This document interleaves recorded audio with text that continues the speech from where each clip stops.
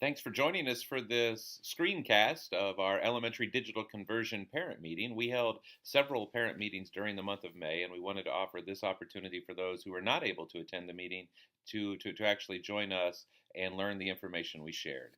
My name is Paul Imhoff, and I'm the superintendent of the Upper Arlington Schools, and I'll be joined on this screencast today by Michelle Banks, who is our Assistant Director of Elementary Learning, and Keith Pomeroy, who is our Chief Technology Officer in the school district as we talk about anything new, and as we talk about the reason behind any change. We always believe strongly in we have to start with the why. Why are we doing this? And so as we talk about a digital conversion, and as we talk about introducing devices into the hands of all of the students in the school district with our parents, we want to start with the why. First of all, one of the five goals of our strategic plan is a personalization goal. And it is our goal and commitment to personalize learning for every student in our district so each and every student can actually reach their full potential. Our mission as a district is to challenge and support every student every step of the way. And so, as we have gone through the planning and the exploration phase for this, our staff has learned much about the power of personalization through the use of technology as a tool. And you will hear us stressing that again and again. This is not about the technology, it's about using it as a tool to personalize instruction. One of the stories that we love to tell that actually illustrates the power of technology to personalize instruction is a classroom that we visited in Mooresville, North Carolina.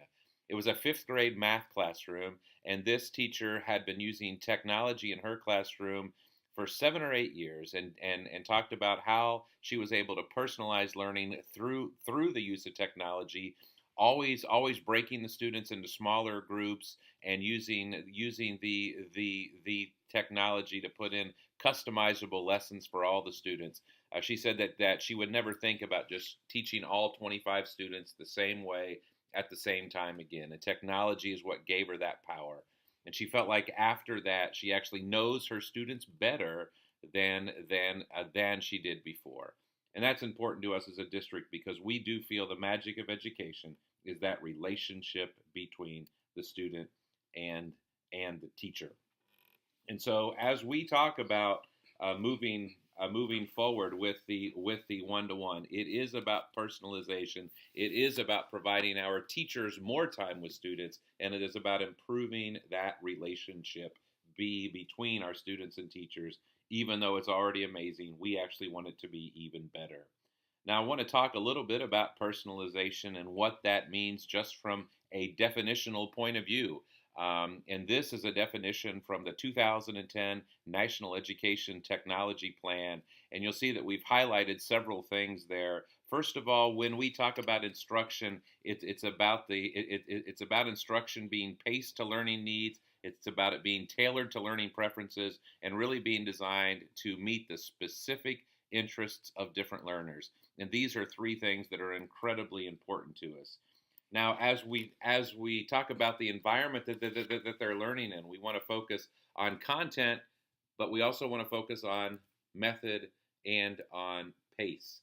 I heard a great description of this from another school district who has been focusing on personalization, and they talked about in the past the classroom has been about the what. It has been only about the content, and in the present and the future, the classroom has to be about the who. It is about these individual students and how do we customize and personalize instruction to help each of them reach their full potential.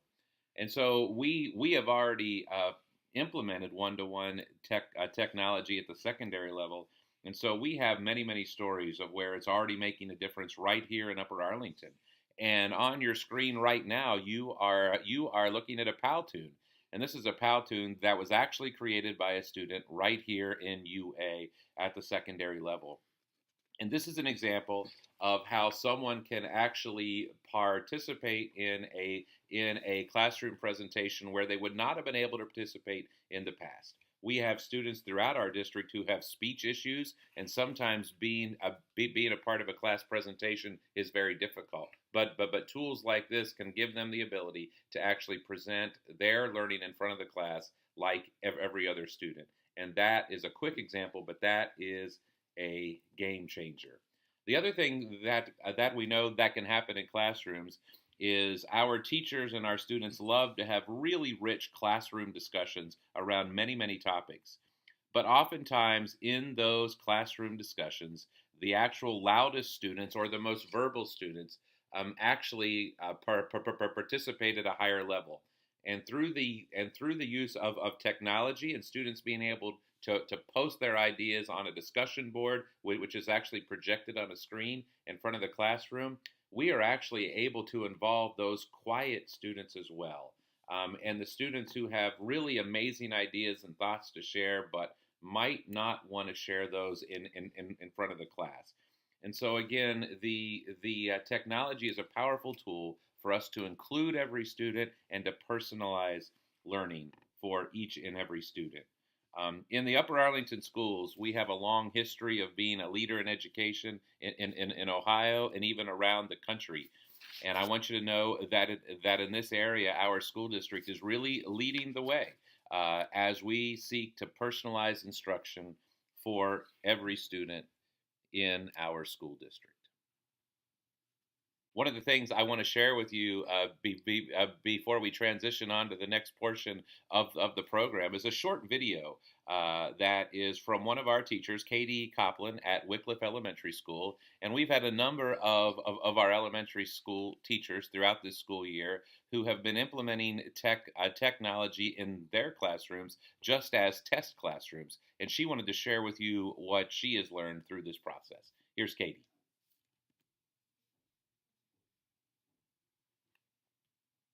And these iPads totally change the learning in our classroom. So ways that one-to-one changes the learning and student experience, the number one way, it provides choice. Students have choice. They choose when they read a book, do they want to read a physical book or do they want to read a book on Raz Kids on the iPad? It gives them choice for writing. When they create and write, do they want to write on paper or do they want to type on their iPad? When they draw during read aloud, do they want to draw with pencil and paper or do they want to use an app and like Doodle Buddy and draw there? So it really provides choice. It provides access.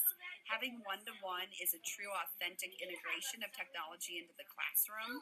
It is a way of making a tool that we use in the classroom, such as a pencil, easily integrated. Do we use the iPads every minute of every day? No.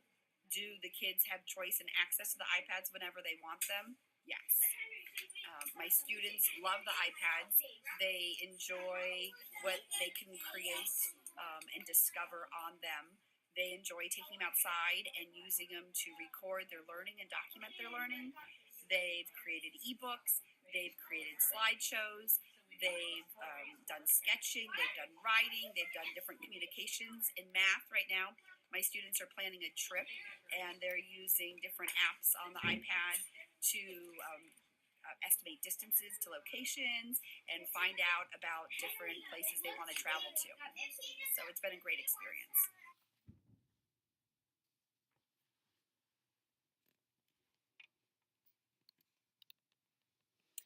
Part of what we have done throughout this process is we've really tried to engage a number of stakeholders as we've moved forward, moving from our secondary rollout of devices into our elementary schools.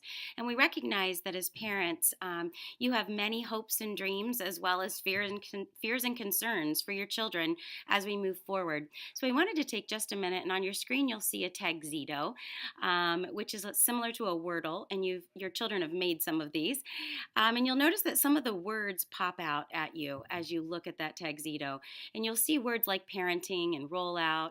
And one of the words I want to highlight right now is the word journey. And we heard really from our principals, our classroom teachers, our PTO presidents, and representatives, parents on our elementary digital conversion team, that one of their hopes and dreams really is around this idea of the journey. And that we recognize that it is a partnership between the school and home, and that as we move forward, things like parenting in the digital age, the idea of collaboration and finding balance in our classrooms with the technology, all of these are hopes and dreams that our parents have for their children. You'll notice that kids also are highlighted, and we recognize that it's the children that we're focused on, not the technology. We heard Paul refer to basically this continuum of learning that we have happening in our classroom, and we can meet the needs of children who might be struggling, and we're able to create the Powtoon, but we can also really look along that continuum to really stretch some of our students and to help them provide the opportunity to research and be creative and collaborate. Those are some of the hopes and dreams that you have shared that we have looked into and are thinking about and are preparing for. And as we move forward and lay out the rest of our plan, you'll see that many of those hopes and dreams will be addressed in the professional development that we'll be providing for our teachers, parents, and students. Keith is going to share with us now some of those fears and concerns that parents have also had. So, some of the things that we've been hearing as we talk to the PTO representatives and as we've had parents involved in the digital conversion planning were specific concerns around areas like screen time and filtering at home. So, those are things that we are hearing and working to address and work with parents on. So, when we talk about screen time, we had a really great question from a parent in one of our parent sessions where they were asking, could we look at the use of that screen time differently? So is that use for learning or is that use for entertainment? We want you to know clearly that we are not going to have students on the device all day long every day. One of the things that we thought was really beneficial in our site visits was that we were seeing that classrooms looked very much like our classrooms and that students weren't just sitting on a device all day long. In fact, we know that schools that have tried to do that have not been very successful in just putting kids on a device all day long. The other thing that we're hearing loud and clear is that people are asking questions about what does filtering look like. And I think as we talk about parenting in the digital age and as we roll out devices, you'll see us coming back to you. And as we look at the rest of the plan today, in this screencast, we'll talk about what we'll be doing with that. But filtering is something that we're doing every day in the schools. It is something that we run continuously, and we will be working with parents. We believe that putting the devices in your kids' hands, that we will be running sessions in the fall that we'll talk a little bit more about at the end of the screencast. And part of that will be tools that we would recommend and things that we would offer that you could be doing at home in terms of filtering. We wanted then to also walk you through what your children will be getting and walk you through the process for that decision. So this was a year-long process to come to these decisions on devices. We visited multiple school districts and we actually were able to take devices and repurpose them in the district after our secondary conversion in order to fully test these in classrooms. So students in grades K through 2, so kindergarten through second grade, will be receiving an iPad Air. Students in third grade will be receiving an iPad Pro that is the same size as the iPad Air, but it will include an attachable keyboard for those students. And then grades 4 and 5 will be receiving a MacBook Air, similar to what the secondary students have received. You will also each be receiving, if your child has an iPad, you'll be receiving a carrying case. So the Brent Haven case on the left is a carrying case that has a hard exterior shell and also will include a shoulder strap that can either go in a backpack to go from home to school, or also with the shoulder strap can be carried separately. The cases for the iPads will be something similar to the Griffin Survivor case that you see in the middle of this screen, which is an external case that protects the entire exterior of that and is very, very durable, very safe. And then if you're receiving a MacBook Air, each student will receive an exterior cover case for that, similar to what the secondary students received. that is a clear plastic exterior cover. Paul's going to talk a little bit more about the finances. Thanks, Keith and Michelle. And one of the questions that we receive often about this, and it's a great question, simply, how are we paying for this? And the answer to that is we're paying for the technology through the reallocation of current resources. As a school district, we do not have extra money. And we cannot go out and raise extra money, and so we have to live within our current budget. And so, in front of you is a chart that was developed by our treasurer and CFO, Andy Geisfeld, just to demonstrate the different funds we are using to reallocate money from in order to fund the technology. One of the other areas that we're actually using to fund the technology is a student fee. And you'll see on the chart in front of you that we're charging a $50 fee for students across the elementary level and secondary level, for that matter. And we're also offering an optional protection plan or insurance plan in grades 1st through 5th. We are not offering it in kindergarten because those devices, at least for the first part of the year, are going to stay in the classroom. And so you would not need a protection plan because they will not be coming home. It is important to note that the protection plan is optional. It does cover up to 2 incidences per school year. And we also want to mention that if there are any financial issues with these fees, that you should please see your building principal or a school counselor. We do not want money to be a reason that any family struggles with this one-to-one personalization program. Finally, and we do understand that the back-to-school time in August is expensive with school fees and with school pictures and with school clothes, and it could go school supplies. It goes on and on and on. And so our treasurer is going to be opening up our Easy Pay system beginning later this month.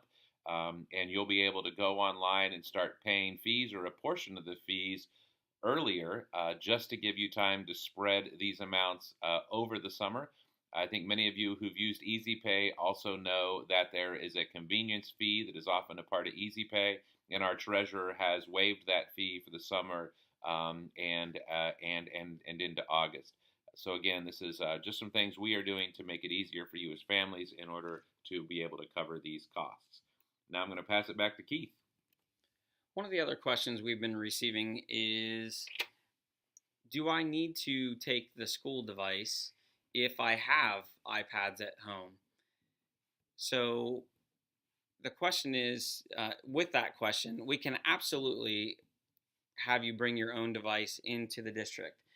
The question about whether or not a device is something that needs to be used, there is not an option to not bring a device or take the district device. Technology will be a part of the process, but you can bring your own. We want you to understand the intricacies of that decision if you make a decision to bring your own device. There are many things that we need to consider, including the installation of apps on a device and the ability to add those to every iPad and or MacBook that is in use. We have systems behind the scenes that will allow us to install those apps either on a MacBook or on an iPad. But in the case where you have a home device, we would not have the access to install those apps on your device. So you need to understand that that creates some complexity there. We won't have the control to add apps for your child on that device. We also will be running a help desk in each building. So if there's something that is not working correctly on your child's device, if they've taken it from the school district, then we would have loaners in the building until we could resolve the issues with that device. And then each device that we're purchasing has Apple Care protection, which would give you the ability to call Apple even after hours if you're having an issue with it, and would give you those protections. The last portion of those intricacies that we want you to know about include state testing. For the devices where we're doing state testing, we have the ability to make sure that our devices are completely set for that state testing and have everything they need. Without that being a district device, we would not be able to make sure that that device is ready for state testing. So absolutely, you can bring your own device. We just want you to know what all we need to be thinking through when we're making that decision. The other question we've received is, can I change my mind about that decision? And you absolutely are able to change your mind. If you change your mind, we would distribute the device that we had expected to give to your child at the start of the school year, and we would get that in their hands as soon as you make that request. At this point on the screen, you'll see some really important dates that you'll want to take time to record on your calendar and begin to think through which date would work best for you and for your family. You'll notice that we will be having the device distribution at Hastings Middle School. That's for all elementary students, 1st through 5th grade, on Friday, August 19th, Saturday, August 20th, Friday, August 26th, and Saturday, August 27th. So there'll be 4 opportunities for you and your families with your students' grades 1st through 5th grade to come to Hastings and to pick up your device. There will be forms, and the fees that were mentioned will be online. You'll be able to fill those out even before you come. More information about that will be added to the website this summer. You will also be receiving a link to volunteer somewhere in the next couple of weeks, late May. You will see an opportunity for you to sign up. That's what that red banner at the bottom, volunteers needed. We truly need parent help in rolling out these devices. We recognize that we will have families with us, young students who will be there and will be waiting in line, and you'll see on the screen a picture of our secondary rollout, and you'll notice that there was a lot happening, and there will be on the 4 days that we mentioned as well. There will be lines to stand in, there will be cases to pick up, there will be iPads and MacBooks, and the more people that we can have there to help support that, the more smoothly that will go. One of the things we want to be sure that you are aware of is as the school year begins, we will be providing a variety of professional development. We mentioned that'll be happening for our teachers, which has already started and will be ongoing. In addition to that, we're looking at student tech weeks and teacher tech weeks. That will be also as school is beginning. And then on into the fall, you'll notice some topics on the screen that we're calling Fall Parent Experience Nights. And we are going to invite you to come and bring the device that your child has, so either the iPad or the MacBook, and join us during the fall at these Parent Experience Nights. We'll be covering topics in like a workshop format, similar to an Apple type PD, where we'll cover topics, the apps that we love, perhaps around content, maybe very simple basics, iPad 101. And so that's something that we want you to be watching for as well. This was the conclusion of our presentation, and we thank you for taking time to come and join us and watch the screencast. If you have further questions, please feel free to email any of us, and you will see that listed on the website as well. Thank you so much.